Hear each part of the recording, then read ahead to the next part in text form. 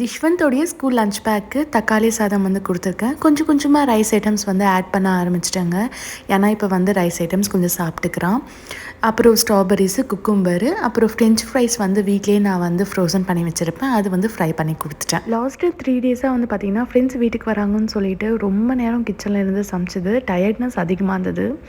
சரி இப்படியே இருந்தால் சரியாகாதுன்னு சொல்லிட்டு 2 டேஸ் நெக்ஸ்ட்டு 2 டேஸ்க்கு கம்ப்ளீட் ரெஸ்ட்டு தான். தூங்கிட்டே இருக்கேன். எவ்வளோ தூங்கினாலும் எனக்கு தூக்கமே பத்தலை அப்படின்ன மாதிரி தான் இருந்தது.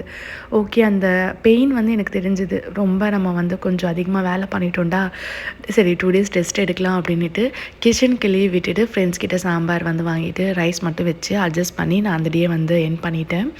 ஸோ என்ன பண்ணாலுமே குட்டீஸ்க்கு சமைக்கணும், திருப்பி இருந்துச்சு ஏதோ ஒரு வேலை நம்ம சமைக்கணும் லவானிட்டு நைட்டு சப்பாத்தி பண்ணிவிட்டு பொட்டேட்டோ மசாலா வந்து பண்ணிட்டேன். இது நெக்ஸ்ட் டேக்கும் யூஸ் பண்ணிக்கலாம் அப்படின்ட்டு. இன்றைக்கி மினி ப்ளாக் அவ்வளோதான். நாளைக்கு பார்க்கலாம்.